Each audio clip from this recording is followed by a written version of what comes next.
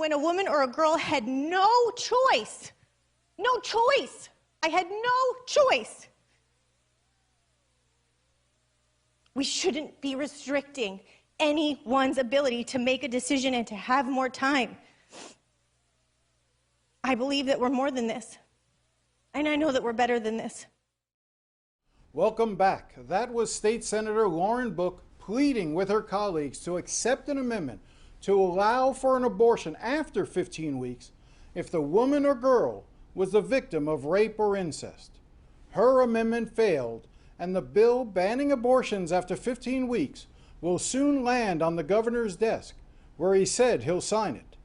This has been a legislative year filled with red meat social issues conservative voters love.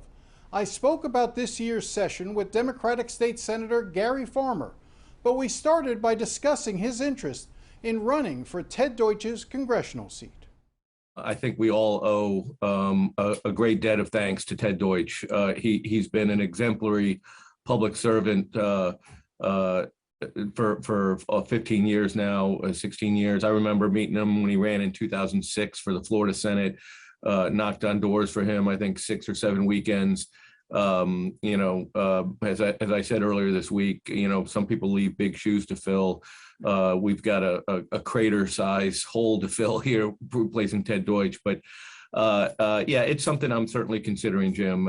It'd be a tremendous honor to serve in Congress, and one way or the other, I still feel the need and the desire to serve the people of South Florida, and I've just got to try to get through this session and finish out and try to stop some of the harm that the Republicans are trying to bring our way.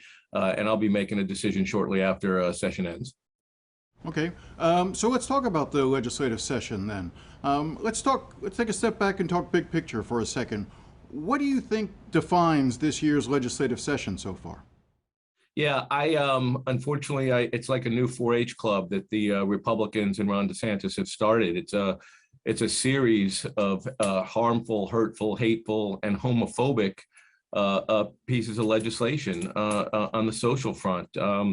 Just a few days ago, in one day in the Rules Committee, we banned books, we gutted solar energy, we term limited school board members, we stopped teaching racism because it makes white people feel guilty, and we eliminated alimony retroactively. There's just one common theme there, and it's really a nasty, hateful theme. And it's just red meat politics for Ron DeSantis and his Trumpian base. And the carnage continues day after day after day up here. Yesterday, we took up the terrible abortion bill, modeled after Texas's bill. 15 weeks is just patently unreasonable. A young woman facing the toughest decision of her life needs more time to make that decision. She needs to get counseling and help. She may have to save up money. It's just, and with no exception for rape and incest, it hurts my heart to think that the Senate rejected an amendment that would make an exception for women who are the victims of rape, incest, or human trafficking. Let me just jump in here for a second, and just one point of clarification. The bill seems more aligned with a bill or a law that was passed in Mississippi than Texas. Texas, I think, is down to 8 weeks, so Mississippi is the 15-week one. But I guess, you talk about Ron DeSantis doing all this red meat politics for his base. I'm wondering if this is just what Florida is today. I mean, Ron DeSantis seems to be exceptionally popular. His approval rating in the state is very high. Maybe this is just who we are in Florida now.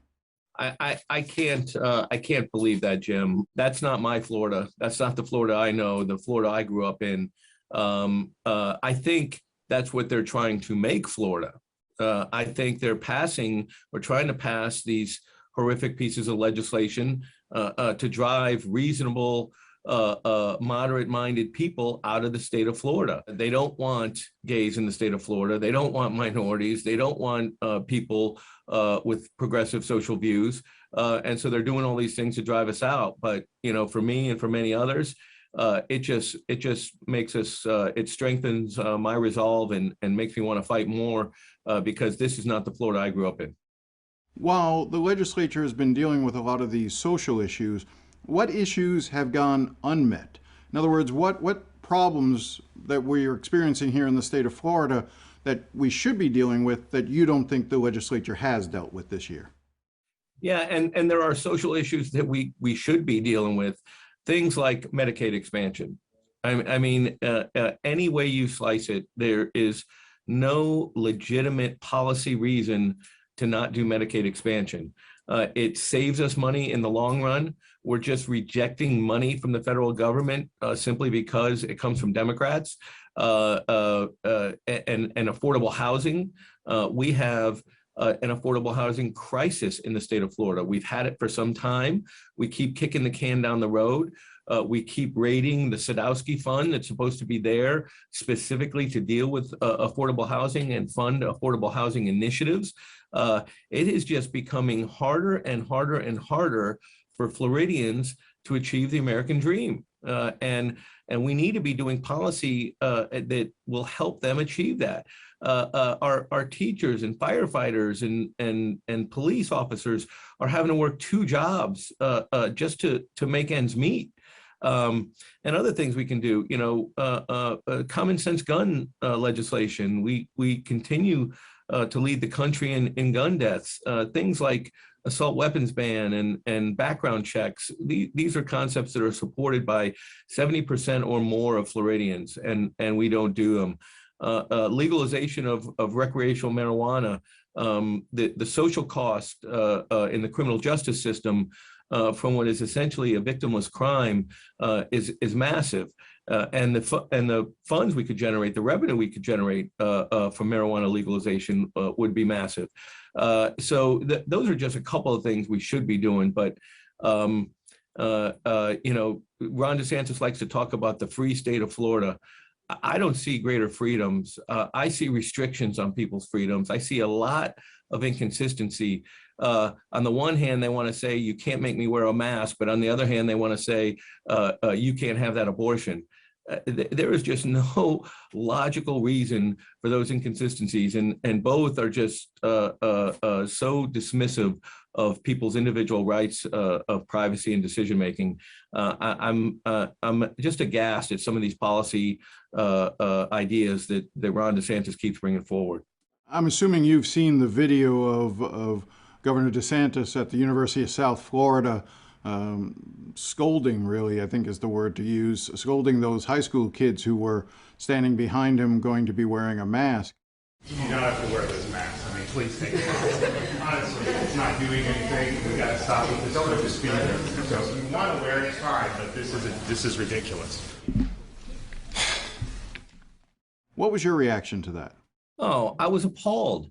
What an embarrassment he is become as a governor. Why does he care that those young people were wearing a mask? How does that affect Ron DeSantis in any way? He doesn't know what their personal situation is. Do they have somebody at home that's a particularly high risk for infection? It shouldn't bother him at all. And this is unfortunately indicative of this. And it's not all Republicans, because I hear so much from so many Republicans privately, but they don't come out publicly chastising him for these actions. This is not the type of leadership that we want from our governor. And for him to just lecture them like that and tell them they don't need to wear those masks, well, it's not hurting him for them to wear those masks. It's not hurting anyone for people to take a precaution that they find reasonable. And then to walk off the stage and not even say goodbye to them or thank you. He's just become an incredible embarrassment to the state of Florida. And we got to vote him out of office. You realize that this one incident points out the true divide between not just within Florida, but across the country. While Democrats have been universal in chastising him, he's gotten a lot of bad press. A lot of outlets on the right, Red State, others, they are praising him. They see this as a rallying cry moment, that they're celebrating what Ron DeSantis did to those high school kids. When we're this separated on something like that, How do we ever come together on any issues?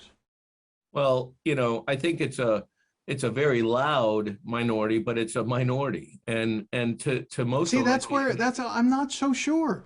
I mean, I think so, because I talk to people up here, both sides of the aisle, and most do not ascribe to the extreme policies that he is advocating. He's an outlier, I believe, when it comes to the big picture and what the majority of Americans want and the majority of Floridians want in their governor, in their country, in their government. To make the mask a political statement says you don't really care about the health and well-being of Floridians. You just care about getting elected. And that's not the type of leadership we want or need. And the same people that are espousing these things are the ones that are going on stage and cheering Vladimir Putin. So I think you got to consider the source, the red states, the Tucker Carlsons.